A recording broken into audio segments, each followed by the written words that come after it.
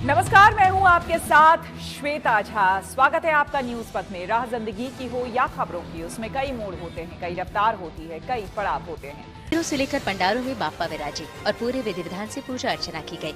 मध्य प्रदेश के इंदौर में प्रसिद्ध खजराना गणेश मंदिर में भगवान गणेश का दर्शन पूजन कर उनका आशीर्वाद लेने के लिए सुबह से ही भक्तों का तांता लगने लगा। इस अवसर पर मंदिर परिसर को फूलों के साथ ही सजावट के बाकी सामानों से सजाया गया और विशेष पूजन के साथ यहाँ विघ्नहर्ता को 1.25 लाख मोदकों का भोग लगाया गया।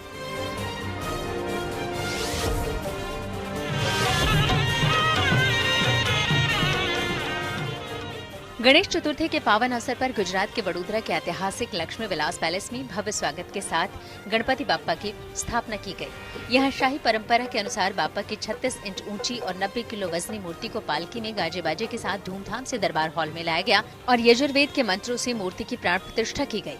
यहाँ गणपति की 10 दिनों तक षोडशोपचार और पंचोपचार पूजन चलती रहेगी। यहाँ भक्त आकर बाप्पा के दर्शन का सौभाग्य प्राप्त करेंगे।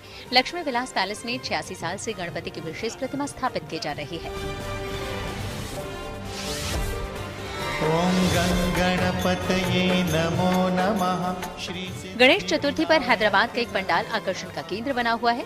यहाँ इको फ्रेंडली थीम वाले पंडालों पर जोर दिया जा रहा है।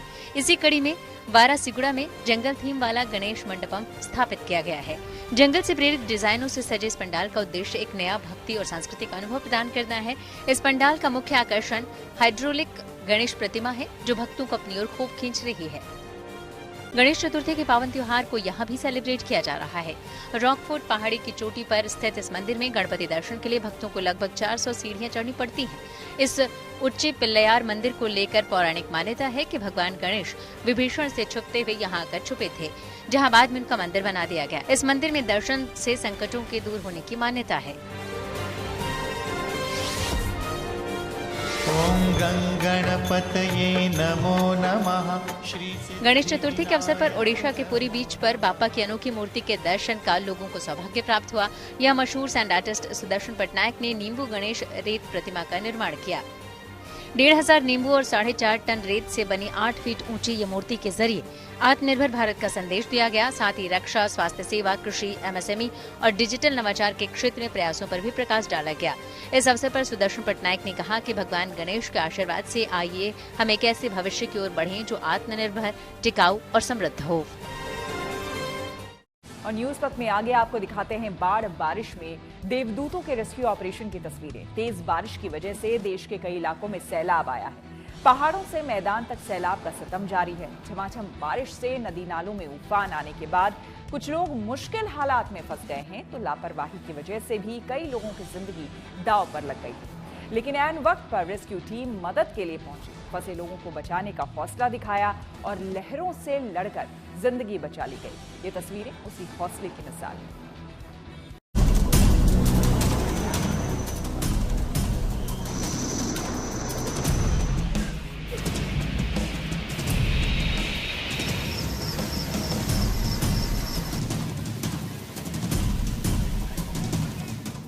ये इम्तिहान बेहद कठिन है।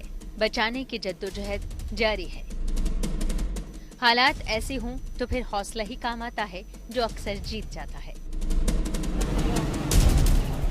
हेलीकॉप्टर से रेस्क्यू की ये तस्वीरें जम्मू कश्मीर में कठुआ के लखनपुर इलाके की हैं। बताया जा रहा है कि यहाँ रावी नदी का जलस्तर अचानक बढ़ने से हालात बेकाबू हो गए। तेज बहाव के चलते सीआरपीएफ कैंप की इमारत को गंभीर नुकसान पहुंचा और भवन का कुछ हिस्सा ढह गया। हालात बिगड़ते देख सेना को रेस्क्यू अभियान चलाना पड़ा। सेना के हेलीकॉप्टर ने समय रहते कैंप में फंसे 22 सीआरपीएफ जवानों सहित कुल 25 लोगों को सुरक्षित बाहर निकाला। एएसपी कठुआ का कहना है कि सभी रेस्क्यू किए गए जवानों और दूसरे लोगों को सुरक्षित स्थान पर पहुंचा दिया गया है। कल हम लोग देर रात से ही सब लोग बाहर पेट्रोलिंग में थे, तो हम लोगों ने नोटिस किया कि यहाँ जो है पानी का बहाव बहुत बढ़ गया है और ये जो आपने पीछे देखा जो पुल का कनेक्टिंग पार्ट था वो बह गया है, काफ़ी एरिया इनंडेट हो गया है। तो जब रात में हम लोगों को यहाँ से पता चला कि कुछ सीआरपीएफ के जवान जो है यहाँ रह गए थे, हम लोगों ने बाकी लोगों को शिफ्ट किया था एक सेफ जगह पे, बट पीछे कुछ लोग रह गए थे अपने सामान के साथ। तो करीब रात के 2:30 बजे से ही हम लोग ये रेस्क्यू ऑपरेशन पे थे। एसडीआरएफ, एनडीआरएफ, आर्मी सबको हम लोगों ने इन्फॉर्म किया था। लकीली आर्मी के सपोर्ट से हम लोगों को अर्ली मॉर्निंग फर्स्ट लाइट पे हेफ्टर रेस्क्यू मिल गया, जिसमें 22 CRPF के जवान, एक डॉग और 3 सिविलियन को भी हेफ्टर रेस्क्यू में हम लोगों ने आर्मी की हेल्प से रेस्क्यू कराया। अब रेस्क्यू ऑपरेशन कंप्लीट है और सब लोग सेफ हैं। रेस्क्यू ऑपरेशन की ये तस्वीरें वैष्णो देवी के अर्धकुमारी की हैं। अर्धकुमारी स्थित इंद्रप्रस्थ भोजनालय के पास लैंडस्लाइड की घटना के बाद तुरंत बचाव दल, NDRF, श्राइन बोर्ड के कर्मचारी और स्थानीय प्रशासन के लोग मौके पर पहुंचकर बचाव कार्य शुरू कर दिया। हालांकि जम्मू कश्मीर के कई हिस्सों में मंगलवार से लगातार मूसलाधार बारिश हो रही है, जिससे बचाव कार्य में मुश्किलें आ रही हैं। ऐसे लोगों की आप बीती सुनिए जो इस आपदा में बाल बाल बच गए। ऊपर से ना शेड की धड़-धड़ की आवाज आई, तो मैं भाग के पीछे को चली गई। मेरे पति आ गए थे, वो ऊपर से गिरी है, शेड गिर गया। एकदम से ऊपर से पत्थर आया, वो तेज एकदम से आके गिर गया यात्रियों के ऊपर। कितने लोग थे आप? हम तो 10-12 बच्चों अपने भाई गैल के थे, मैं तो पीछे थी, मेरे कम चोट लगी है और को तो मुझे पता नहीं, देखो जी क्या हुआ। पर पता नहीं, बचने की उनकी उम्मीद नहीं लगती मुझे। पत्थर पे पत्थर गिरते रहे, से ऊपर से पत्थर गिर गए और मेरे भाई बहन और इनका पैर टूट गया। हम 5 लोग थे। कितने लोग इंजर्ड हैं इस समय? 3 लोग बहुत ज्यादा इंजर्ड हुए हैं। मेरे भैया दीदी को बहुत ज्यादा चोट लगी है और हुआ। वहीं इस हादसे में कुछ और लोग व्यस्त हो गए, लेकिन अभी भी वो अपने परिजनों की तलाश कर रहे हैं। कल दोपहर वैष्णो देवी के रास्ते में हुए लैंडस्लाइड के बाद अफरा तफरी का माहौल जो है वो बना हुआ है। इस समय हम CSC कटरा में हैं। मेरे साथ कुछ परिजन हैं जो अपने घर वालों को ढूंढ रहे हैं। यहाँ पर CSC पहुंचे हैं। क्या नाम है आपका? अजय कुमार है। कहाँ से हैं आप? पंजाब से। कितने लोग आए थे आप दर्शन के लिए? आए तो 40-50 आदमी आए हैं, तो उसमें से कुछ मिसिंग है। चाचे का लड़का, उसकी घरवाली, एक लड़का उसका राम शरण का। 3 नाम है, 3 मिसिंग है। एक का तो बोल रहे थे राम शरण का कि वो दब गया, अच्छा, डेड हो गया। अभी मतलब जानकारी मतलब देखा नहीं है ना कि मतलब वही है कि और कोई भी है, मिसिंग है। हाँ। जम्मू में भारी बारिश से हालात बिगड़े हैं, तो सेना को मोर्चा संभालना पड़ा।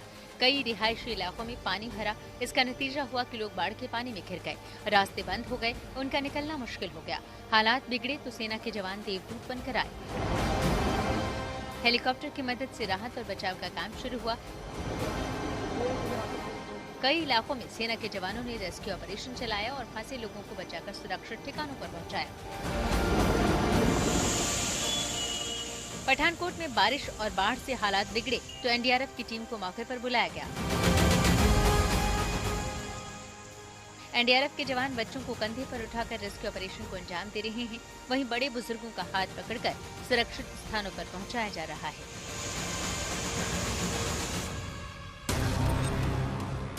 पहाड़ी इलाकों में लगातार हो रही भारी बारिश का गंभीर असर पठानकोट में भी दिख रहा है। रणजीत सागर बांध का जलस्तर तेजी से बढ़ गया है। इसके चलते बांध से लगातार बड़ी मात्रा में पानी नदी में छोड़ा जा रहा है। रावी नदी में पानी के तेज बहाव के कारण UVDC नहर भी उफान पर है। मंगलवार रात करीब 8 बजे से पानी पठानकोट जम्मू राष्ट्रीय राजमार्ग पर भरा है।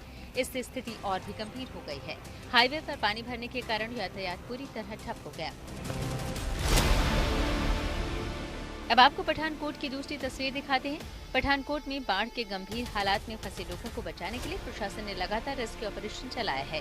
रेस्क्यू बोट के साथ बचाव दल सक्रिय दिखे।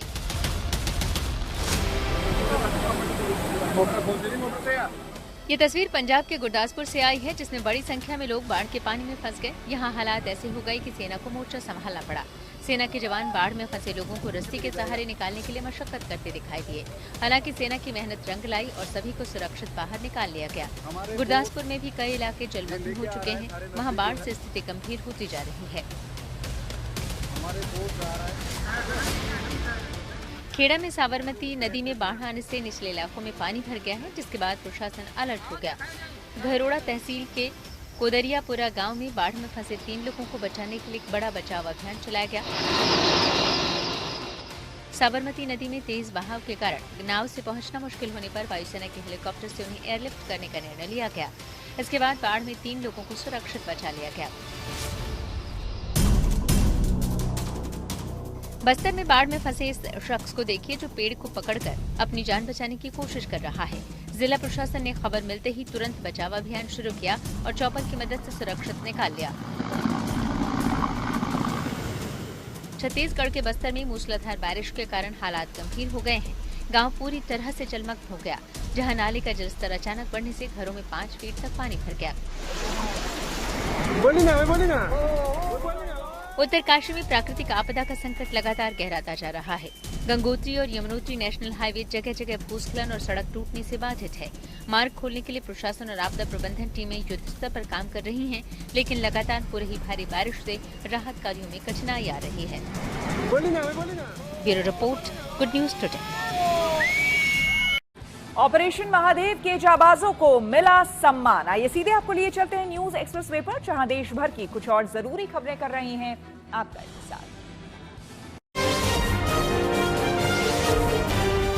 स्टार्टअप्स को बढ़ावा देने के लिए पंजाब नेशनल बैंक ने एक खास पहल की है। दिल्ली के भीकाजीकामा में पीएनबी की एक ऐसी ब्रांच खोली गई है जो पूरी तरह से स्टार्टअप्स को समर्पित है। मतलब इस ब्रांच में रूटीन काम न होकर सिर्फ और सिर्फ स्टार्टअप्स के लिए फंड लेने वालों के लिए इंतजाम किए गए हैं। यहाँ न सिर्फ स्टार्टअप के लिए फंड उपलब्ध कराया जाता है, बल्कि ग्राहकों की काउंसलिंग भी की जाती है। पीएनबी ने इसे लेकर STPI यानी software technology park of India के साथ एक MOU भी साइन किया है। स्टार्टअप के भीतर जो एक फाइनेंशियल लिटरेसी का जो एक पार्ट है, क्योंकि startup generally they are very well equipped हैं, वो अपने IT में, डिजिटल डोमेन में, अपने डोमेन में बहुत एक्सपर्ट हैं, लेकिन जहां तक फाइनेंशियल लिटरेसी की बात है, वहां पे पीएनबी उस गैप को ब्रिज करने का प्रयास करेगा इन ब्रांचेस के माध्यम से। विनायक चतुर्थी के मौके पर तेलंगाना के मुख्यमंत्री रेवंत रेड्डी ने पूरे परिवार के साथ गणपति की पूजा अर्चना की। उन्होंने अपने आवास जुबली हिल्स में गणपति प्रतिमा की स्थापना की है। ऐसे में पूरे परिवार के साथ आज पूरे विधि विधान से उन्होंने बापा की पूजा अर्चना की, आरती उतारी और उनका आशीर्वाद लिया। इस दौरान सबने बापा के साथ तस्वीर भी खिंचवाई।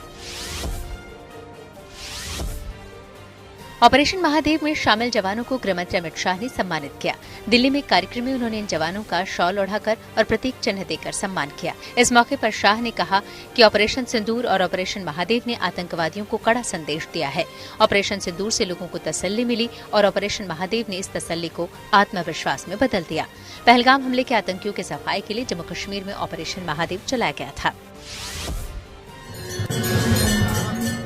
भगवान कृष्ण की नगरी मथुरा में भी गणेश चतुर्थी की रौनक देखने को मिल रही है। गणेशोत्सव के मौके पर यहाँ के प्रसिद्ध श्री दशमुखी गणेश मंदिर में विशाल गणेश प्रतिमा का पूरे विधि विधान से अभिषेक किया गया। इस मौके पर मंदिर के महंतों ने मंत्रोच्चार के बीच हजारों किलो दूध, दही, घी, शक्कर और शहद के पंचामृत से दशमुखी गणेश भगवान का अभिषेक किया। यहाँ के पुजारियों के मुताबिक ये एक प्राचीन मंदिर है, जिसे लेकर लोगों की मान्यता है कि यहाँ मांगे हर मुराद पूरी हो जाती है। केदारनाथ धाम में गणेश चतुर्थी धूमधाम से मनाई गई। इस मौके पर केदारनाथ मंदिर के मुख्य द्वार पर स्थित गणेश भगवान की मूर्ति का विशेष श्रृंगार और पूजा अर्चना की गई और गजानन की आरती उतारी गई। बाद में धाम में भगवान गणेश की भव्य झांकी भी निकाली गई, जिसमें पारंपरिक वाद्य यंत्रों के साथ लोग झूमते गाते भगवान गणेश की वंदना करते नजर आए।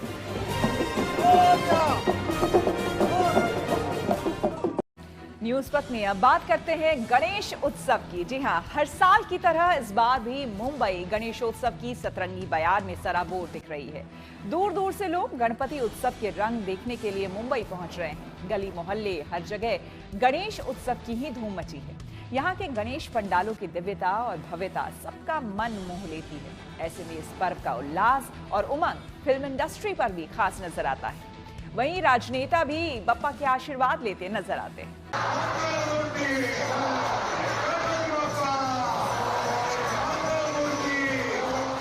एक से बढ़कर एक भव्य पंडालों में बाप्पा विराजमान है।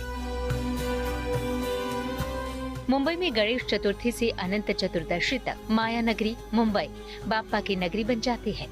सिद्धिविनायक मंदिर में भक्तों की भीड़ से सराबोर इस मंदिर में अब गणेशोत्सव की बयार बहेगी। लाल बाग के राजा का भव्य दरबार। सुबह से ही भारी संख्या में भक्त बाप्पा का दर्शन करने पहुंच रहे हैं। आस्था के रंग में सराबोर आम भक्त सुबह की आरती के साथ ही अब तक लाल बाग के राजा के दरबार में अपनी हाजिरी देने भारी संख्या में पहुंचे। वो मुंबई महाराष्ट्र नहीं बल्कि देश के सुप्रसिद्ध जो गणेश उत्सव मंडल है लाल बाग के राजा के दरबार में इस समय गुड न्यूज की टीम मौजूद है। सबसे पहले आपको हम खुद दर्शन कराते हैं। देखिए कितने सुंदर लग रहे हैं इस समय लाल बाग के राजा अपने इस नए अवतार में। नया अवतार इसलिए कह रहा हूं क्योंकि इस साल लाल बाग के राजा की थीम तिरुपति बाला जी की थीम की तरह रखी हुई है। ऊपर से नीचे देखें पूरे गोल्डन कलर सोनेरे हुए हैं आज के गणपति बप्पा। ऊपर से लेकर के नीचे तक जो है तिरुपति बालाजी की थीम पर आधारित इस बार लाल बाग के राजा की स्थापना की गई है। हालांकि जो मूर्ति है उससे किसी भी तरह की कोई छेड़छाड़ नहीं की गई है। आंखें बिल्कुल वैसी हैं जैसे हर साल होती हैं, यानी कि पूरी तरह से चमत्कारी। चिंचपोकली के चिंतामणि गणेश पंडाल की भव्यता अगले 9 दिनों तक बाप्पा की भक्ति से सराबोर रहेगी। यहाँ गणेश चतुर्थी के पावन मौके पर बाप्पा से विघ्न हरने की मनोकामना के लिए उनके भक्त दर्शन करने पहुँच रहे हैं।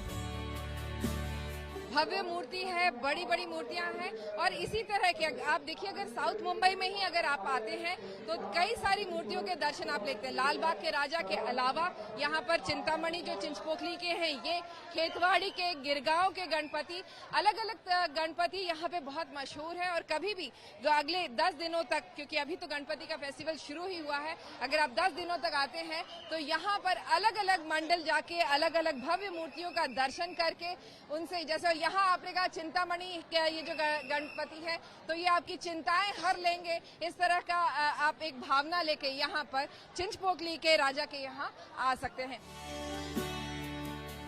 गणेशोत्सव के पावन पर्व पर परलचा राजा का पंडाल भी अगले 9 दिनों तक श्रद्धालुओं की आवाजाही से गुलजार रहेगा। यहाँ भगवान विनायक इस बार मर्यादा पुरुषोत्तम भगवान राम स्वरूप में भक्तों को दर्शन दे रहे हैं।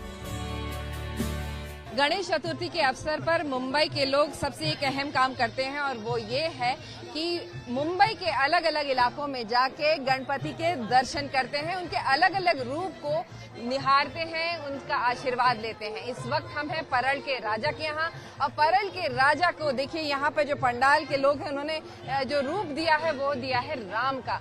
राम के स्वरूप में दिखाने की कोशिश की गई है कि कैसे जो बुराई के ऊपर हमेशा अच्छाई की जीत होती है और उसी को ध्यान रखते हुए यहाँ पर ये दर्शाने के तो ये अलग अलग जो पंडाल है उनका हर जगह अलग मैसेज दिया जाता है। भगवान गणेश के मंदिरों और पंडालों में ही नहीं बल्कि टीवी सिनेमा के कलाकारों और राजनेताओं के लिए गणेशोत्सव का उमंग और उल्लास हमेशा से अहम रहा है। आस्था और धार्मिकता से जुड़े इस उत्सव में कई कलाकार सार्वजनिक पंडालों में शामिल होते हैं और घर पर भी बाप्पा की स्थापना करते हैं। इसलिए ऐसे तमाम सेलिब्रिटीज भी मंगल मूर्ति की आराधना के लिए उनको घर ले जाते नजर आए।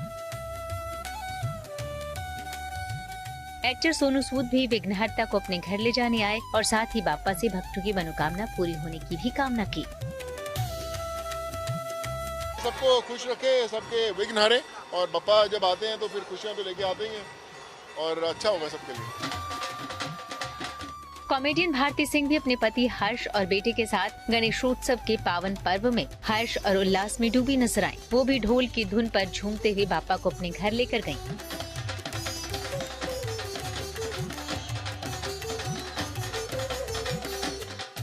वहीं एक्ट्रेस अंकिता लोखंडे हर साल अपने घर पर बाप्पा को स्थापित करती हैं। इस बार भी वो अपनी पसंद की भगवान विनायक की प्रतिमा घर ले जाने के लिए बेहद उत्साहित नजर आईं। उन्होंने सभी को गणेशोत्सव की शुभकामना भी दी। हर साल बहुत एक्साइटमेंट रहती है, बहुत सारी एक्साइटमेंट है। गणपति बप्पा इतने प्यारे से इस बार हमारे, हम शक्ल अभी नहीं दिखाएंगे लेकिन जरूर बाद में दिखाएंगे, लेकिन बहुत प्यारे गणपति बनाए। गणेश चतुर्थी पर गोविंदा अपनी पत्नी सुनीता आहूजा के साथ नजर आए। दोनों ने अपने घर पर गणपति बाप्पा का स्वागत किया और भव्य मंदिर सजाया और मिठाइयाँ बांटकर त्योहार को सेलिब्रेट किया। गणपति बाप्पा मोरिया, गणपति बाप्पा मोरिया, मंगल मूर्ति मोरिया। गायिका पलक मुच्छल का घर भी गणपति बाप्पा मोरिया के जयकारों से गूंज उठा। बाप्पा को अपने घर लाकर पलक मुच्छल ने पूरे विधि विधान के साथ पूजा अर्चना की और आशीर्वाद लिया। ऐसा लगता है कि बहुत सारे लोगों का ये समय मेरे साथ साथ सबसे ज़्यादा खुशहाल खुशनुमा समय होता है। मैं भी किसी से बात कर रही थी कि ऐसा लगता है कि पूरी हवा में खुशी और एक उमंग की लहर छा गई है जब बप्पा आते हैं। बप्पा के आगमन पे हर साल आप लोगों का भी आना होता है। हम पूरी खुशी, श्रद्धा से, समर्पण से सेवा करते हैं बप्पा की 5 दिन, और फिर 5वें दिन विसर्जन हो जाता है। और बप्पा हमें वादा करके जाते हैं कि हम उनसे दोबारा मिलेंगे अगले साल। बप्पा की मूर्ति इतनी सुंदर है, ऐसा लगता है कि जागृत बप्पा यहाँ पर बैठे हुए हैं। गणेश चतुर्थी के मौके पर टीवी सिनेमा के ज्यादातर कलाकार पूरे धूमधाम और भक्ति के साथ भगवान गणेश की पूजा अर्चना करते नजर आए। वहीं महाराष्ट्र के मुख्यमंत्री देवेंद्र फडणवीस ने अपने आवास पर विधि विधान से बाप्पा की पूजा अर्चना की। इस मौके पर भगवान दामोदर के भक्त और उनके समर्थक भी मौजूद थे। और महाराष्ट्र के पूर्व मुख्यमंत्री और शिवसेना उद्धव गुट के प्रमुख उद्धव ठाकरे अपनी पत्नी और बेटे आदित्य के साथ लाल बागचा राजा के दरबार में दर्शन करने पहुँचे और विधि विधान से पूजा अर्चना कर आशीर्वाद लिया। MNS चीफ राज ठाकरे ने भी परिवार सहित गणपति बाप्पा की पूजा अर्चना कर उनकी आरती उतारी और मनोकामनाओं की पूर्ति का आशीर्वाद मांगा। और महाराष्ट्र के मुख्यमंत्री देवेंद्र फडणवीस MNS प्रमुख राज ठाकरे के आवास शिवतीर्थ पहुंचे, जहां गणपति पूजा में शामिल हुए। आस्था और भक्ति से सराबोर गणेशोत्सव का पर्व हर किसी के जीवन को सतरंगी बनाए, इसी मनोकामना के साथ GNT भी बाप्पा को समर्पित गणेशोत्सव मना रहा है। मुंबई से विद्या सिंह के साथ Dharmendra Dubey, good news today. GNT पर हम गणेश उत्सव के तमाम रंग आपको दिखा रहे हैं। बप्पा की भक्ति की आस्था, उमंग दिखा रहे हैं। गणेश उत्सव के मौके पर मायानगरी मुंबई बप्पा की नगरी बन गई है, तो राजधानी दिल्ली में भी गणेश उत्सव बड़े हर्षोल्लास के साथ मनाया जा रहा है। दिल्ली के लक्ष्मी नगर इलाके में महाराजा गणेश महोत्सव भी इस बार 24वें वर्ष में प्रवेश कर रहा है और इस बार इस पर्व को बड़े धूमधाम से सेलिब्रेट किया जा रहा है। देखिए हमारी ये रिपोर्ट। देश भर में गणेश चतुर्थी की धूम नजर आ रही है। इस वक्त हम मौजूद हैं दिल्ली में। आपको बता दें, दिल्ली के महाराजा के दरबार में हम यहाँ पर मौजूद हैं।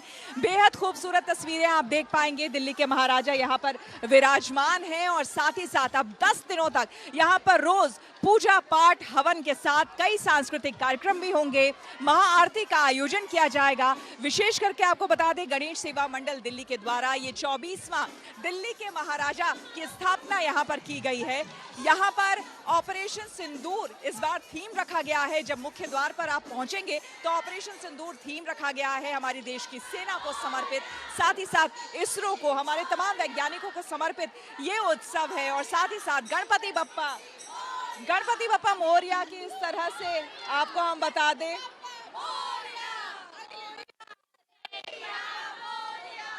तो आपको बता दें बप्पा मोरया रे। जी हाँ, इसी तरह की आपको गूंज जो है हर पंडाल में देखने और सुनने को मिलेगी। अगर इस पंडाल की हम बात करें तो यहाँ पर आज के दिन और विसर्जन वाले दिन लगभग 2 से 3 हजार लोगों को भंडारा कराया जा रहा है। उसकी व्यवस्था अलग से है, लेकिन आपको बता दें पूरे विधि विधान के साथ आज यहाँ पर कलश यात्रा निकाली गई, जिसमें लगभग 250 महिलाओं ने हिस्सा लिया और पवित्र कलश को लेकर आपको हम बताएं यहाँ पर वो पहुंची और यहाँ पर उस पवित्र कलश के साथ गणपति बप्पा की स्थापना की गई, जिसमें कि पवित्र गंगा जल मौजूद था, नारियल था। पूरे विधि विधान से यहाँ पर गणपति बप्पा की स्थापना हुई, महाआरती हुई और इसी तरह से ये महा उत्सव लगातार 10 दिनों तक चलता रहेगा। आप देख सकते हैं कि पूरा माहौल इस वक्त भक्तिमय है। और अगर आप मंच पर देखें तो गणपति के साथ साथ एक तरफ आपको श्री कृष्ण, राधा रानी और गोपियों के साथ नजर आएंगे, तो दूसरी तरफ आपको हम बता दें इस बार विशेषकर खाटू श्याम जो हैं वो भी आपको नजर आएंगे, जिनकी विशेष पूजा अर्चना और आरती की जा रही है।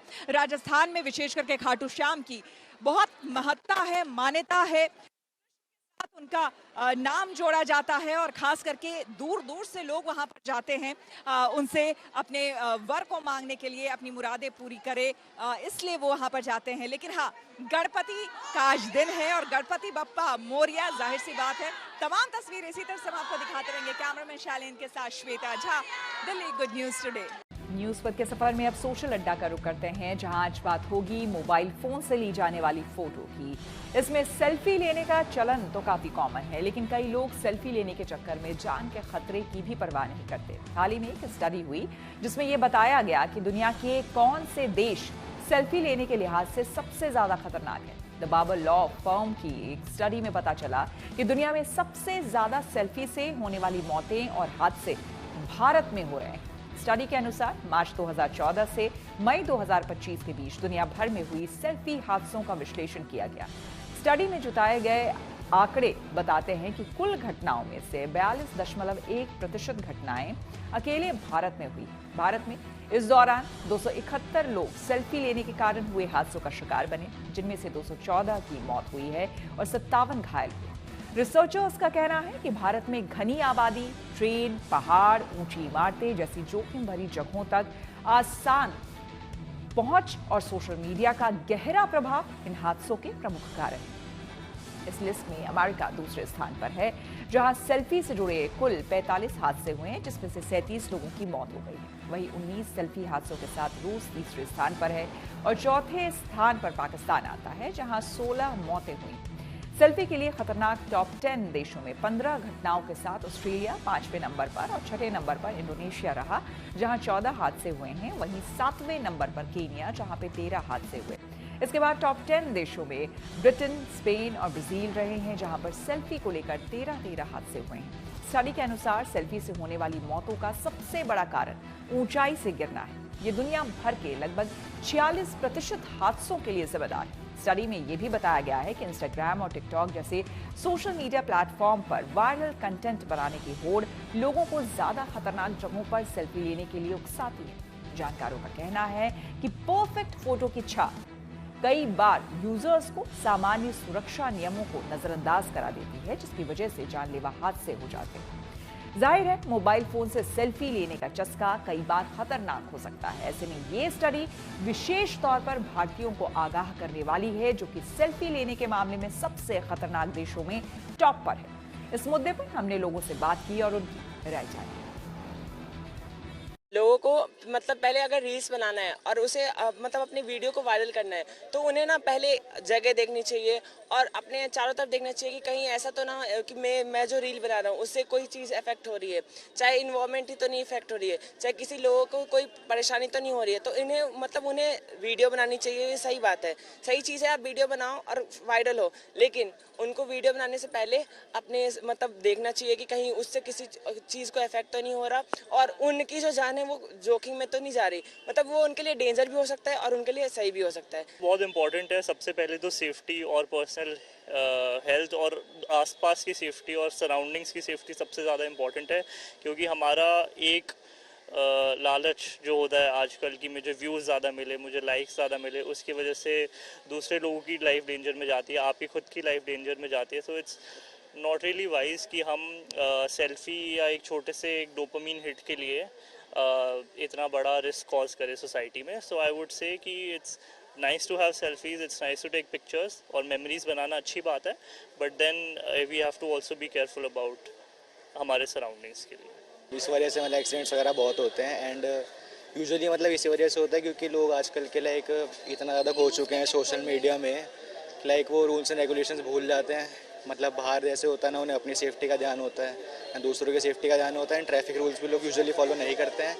एंड एक और चीज़ होती है लाइक एक्सीडेंट कुछ होता है तो लड़ाइयाँ बहुत लोग करते हैं। तो मेरे ख्याल से लाइक माइंडसेट ही लोगों का ऐसा हो चुका है कि सोशल मीडिया से इन्फ्लुएंस इतने हो चुके हैं कि बाकी चीज़ें भूल गए हैं कि रियल वर्ल्ड में कैसे रहा जाता है। तो मैं तो ये मानता हूँ लाइक गलत है और थोड़ा लोगों को ध्यान देना चाहिए कि अपने आसपास और सोसाइटी को कैसे अच्छा रखा जाए। मुझे लगता है कि लोग अगर आप व्यूज़ के चक्कर में कुछ भी कर रहे हैं, कुछ भी अपलोड कर रहे हैं, लोगों की प्राइवेसी भी किसी को भी कैप्चर कर लेते हैं। एक्सीडेंट्स होते हैं तो एक्सीडेंट्स को कैप्चर कर लेते हैं इंस्टेड ऑफ हेल्पिंग देम। तो ये चीज़ मुझे गलत लगती है और इंडिया में तो स्पेशली बहुत है ये, मतलब इंसानियत तो है ही नहीं लोगों में। तो इंडिया को ना मतलब और चीज़ों में ज़्यादा अच्छा होना चाहिए इन चीज़ों के अलावा। और रील्स वगैरह आप बना रहे तो अपना टैलेंट दिखाओ ना, आप अच्छी अच्छी चीज़ें दिखाओ उसमें। और लोगों की प्राइवेसी भी बहुत इसमें वो होती है, किसी को भी कैप्चर कर रहे हो विदाउट देयर परमिशन, तो ये चीज़ तो ऑब्वियसली बहुत गलत है।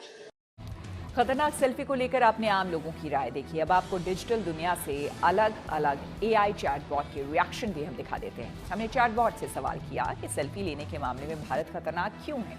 इसके जवाब में एआई चैटबॉट ग्रॉक ने कहा कि भारत में लोग सेल्फी लेते समय अपने आसपास के खतरों को नजरअंदाज करते हैं, जिससे हादसे बढ़ते हैं। भारत में लोग ऊंची इमारतों, चट्टानों, पहाड़ों, रेलवे ट्रैक या फिर तेज बहाव वाली नदियों जैसे जोखिम भरे स्थानों पर सेल्फी लेते हैं।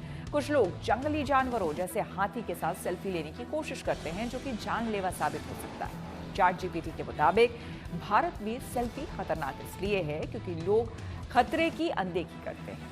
इसमें सुधार लाने के लिए शिक्षा, जागरूकता और कड़े सुरक्षा उपाय जरूरी है। भारत में बहुत से टूरिस्ट जगहों पर नो सेल्फी जोन बनाए गए हैं, लेकिन उनका पालन ठीक से नहीं होता। लोगों को रोकने वाला या फिर गाइड करने वाला कोई मौजूद नहीं होता। इसके साथ ही फिल्मों, म्यूजिक वीडियो और सोशल मीडिया इन्फ्लुएंसर्स की वजह से लोग ऐसे स्टंट दोहराने की कोशिश करते हैं जो असल जिंदगी में बहुत खतरनाक होते हैं। वहीं गूगल के AI चैटबॉट जेमिनी का मानना है कि भारत में सेल्फी लेना खतरनाक साबित हो रहा है और ये एक गंभीर मुद्दा बन गया है। लोग अक्सर सोशल मीडिया पर परफेक्ट शॉट डालने के चक्कर में अपनी जान जोखिम में डालते हैं, जबकि खतरनाक जगहों पर जरा सी चूक जानलेवा साबित हो सकती है। जेमिनी के मुताबिक सोशल मीडिया पर लाइक और कमेंट पाने की होड़ भी इस समस्या को बढ़ा रही है। लोग रोमांचक दिखने वाली सेल्फी पोस्ट करने के लिए ऐसे स्टंट करते हैं जो कि बेहद खतरनाक होते हैं। न्यूज़ पर आगे है धन बाजार, जहां शेयर बाजार से लेकर कारोबार तक की सभी अहम खबरें होती हैं, जिसका सीधा रिश्ता आपकी आमदनी आपकी जेब से होता है। तो तेज रफ्तार खबरों के बीच ये जरूरी खबरें छूट ना जाए, इसलिए सीधे आपको लिए चलते हैं धन बाजार। केंद्र सरकार ने प्रधानमंत्री स्ट्रीट वेंडर आत्मनिर्भर निधि यानी PM स्वनिधि योजना को अब 2030 तक के लिए बढ़ा दिया है। इसके अलावा लोन अवधि भी बढ़ाकर 31 मार्च 2030 तक कर दिया गया है।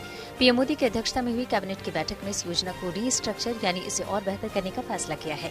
इसके लिए इसका टोटल बजट 7,332 करोड़ रुपए रखा गया है।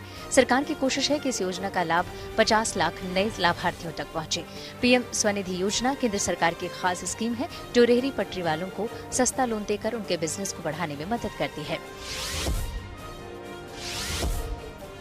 रेलवे सेक्टर से जुड़ी company Texmaco rail and engineering limited अब एक नई कंपनी बनाने जा रही है। इसके लिए उसने RVNL यानी रेल विकास निगम लिमिटेड के साथ डील की है।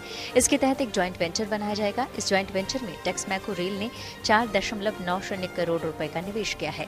इस समझौते के तहत RVNL के पास 51% की बड़ी हिस्सेदारी होगी, जबकि टेक्समैको रेल के पास 49% हिस्सेदारी है। कार कंपनी जीप ने अपनी पॉपुलर SUV कमांडर का 2026 मॉडल पेश किया है। ये SUV भारत में जीप मेरिडियन के नाम से बेची जाती है। कंपनी ने अपनी इस कार का अपडेटेड मॉडल दक्षिण अमेरिका में पेश किया है। इसके डिजाइन में थोड़े बदलाव किए गए हैं, साथ इसमें कुछ नए स्मार्ट फीचर्स भी शामिल किए गए हैं। आइए अब रुक करते हैं प्रगति मार्ग का, जहां ऐसी खबरें हैं जो कि देश की तरक्की, प्रगति और लोगों की काबिलियत दिखाती है। आज हम बात करेंगे एक टीचर की, जिनका मकसद सिर्फ स्टूडेंट को पढ़ाना नहीं, बल्कि वो जीवन के पथ पर कैसे आगे बढ़ते हुए अपना भविष्य संवारे, इसका भी पूरा ध्यान रखती है। हरियाणा के सोनीपत के सरकारी स्कूल की इस टीचर को शिक्षा के क्षेत्र में विशेष योगदान को लेकर राष्ट्रीय पुरस्कार के लिए चुना गया है।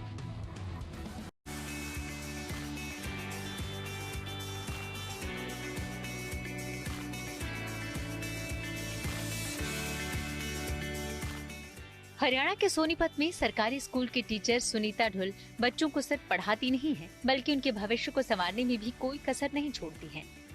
इसी का परिणाम है कि इन्हें राष्ट्रीय शिक्षक पुरस्कार के लिए चुना गया है और उसी खुशी में स्कूल में इनका मुंह मीठा कराया जा रहा है। सुनीता ढुल के राष्ट्रीय शिक्षक पुरस्कार के लिए चुने जाने से पूरा स्कूल गर्व महसूस कर रहा है और उनका स्वागत कर इस खुशी का खुलकर इजहार भी किया जा रहा है। ये अवार्ड मिलना एक बहुत बड़ी अचीवमेंट है और मुझे बहुत अच्छा लगा सर। ये 5 सितंबर को दिल्ली राष्ट्रपति भवन में मिलेगा सर, और महामहिम राष्ट्रपति जी के हाथों से अवार्ड लेना मैं बहुत उत्साहित हूँ। सोनीपत के मोरथल अड्डा के PM श्री राजकीय कन्या वरिष्ठ माध्यमिक विद्यालय में सुनीता ढुल भूगोल और सामाजिक विज्ञान विषय की टीचर हैं। टीचिंग का उनका सफर पिछले 29 साल से जारी है और ये बच्चों को न सिर्फ पढ़ाती हैं, बल्कि उनका भविष्य किस तरह बेहतर रूप से संवरे, इसका भी पूरा ध्यान रखती हैं। इन्होंने स्कूल में पठन पाठन का स्तर ठीक करने के साथ ही बुनियादी साधन की बेहतरी के लिए भी काम किए हैं। आधुनिक शिक्षा में तकनीक के महत्व पर भी ये बेहतर काम कर रही हैं।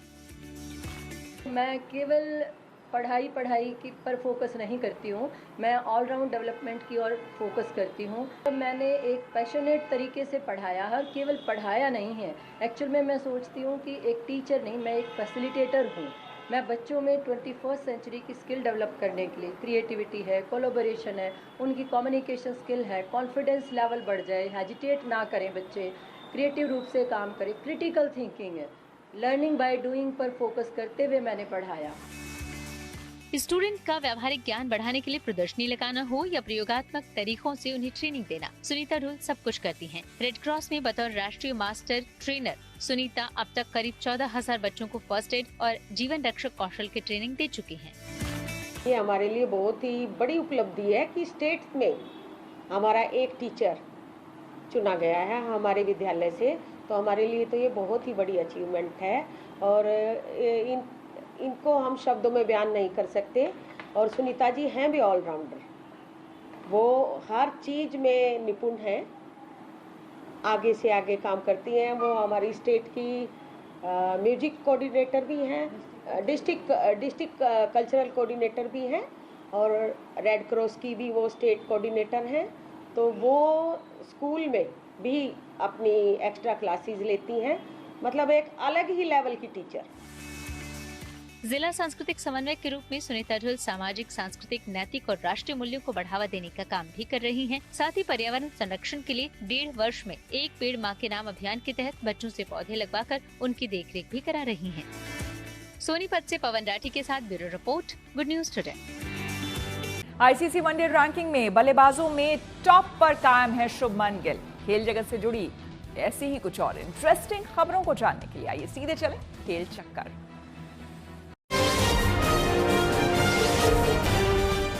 इंटरनेशनल क्रिकेट काउंसिल यानी आईसीसी की जारी वनडे रैंकिंग में टीम इंडिया के शुभमन गिल बल्लेबाजों में टॉप पर बने हुए हैं।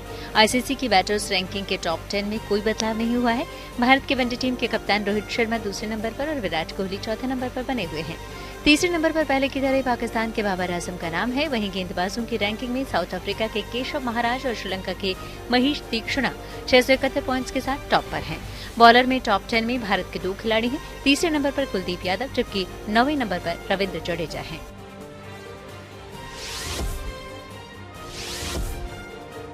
चेतेश्वर पुजारा के संन्यास पर विराट कोहली की भावुक प्रतिक्रिया सामने आई है। पुजारा ने हाल ही में क्रिकेट के सभी फॉर्मेट से संन्यास लेने का फैसला किया था। विराट ने पुजारा के लिए इंस्टाग्राम पर एक पोस्ट लिखा है जिसमें उन्होंने चौथे नंबर पर उनका काम आसान करने के लिए पुजारा को धन्यवाद देते हुए अपनी शुभकामनाएं दी हैं। कोहली ने पोस्ट में लिखा है, चौथे नंबर पर मेरा काम आसान करने के लिए शुक्रिया पुज्जी, आपका करियर शानदार रहा, बधाई और आगे के लिए शुभकामनाएं। आर अश्विन ने इंडियन प्रीमियर लीग यानी आईपीएल से रिटायर होने का फैसला किया है। एक्स पर पोस्ट के जरिए दी गई इस जानकारी के साथ ही उन्होंने ये भी साफ किया है कि दुनिया भर की अलग अलग लीग में खेल के नए अनुभवों का उनका सफर आज से शुरू हो रहा है। अश्विन ने पिछले साल दिसंबर में ऑस्ट्रेलिया के खिलाफ गाबा टेस्ट के बाद इंटरनेशनल क्रिकेट से संन्यास लेने का फैसला लिया था, लेकिन तब उन्होंने आईपीएल में खेलते रहने की बात कही थी। इस साल आईपीएल में अश्विन चेन्नई सुपर किंग्स के लिए खेले भी थे। तो इसी के साथ न्यूज पथ में मेरे यानी कि श्वेता झा के साथ फिलहाल इतना ही। देश दुनिया की तमाम पॉजिटिव खबरों के लिए आप देखते रहिए गुड न्यूज टुडे।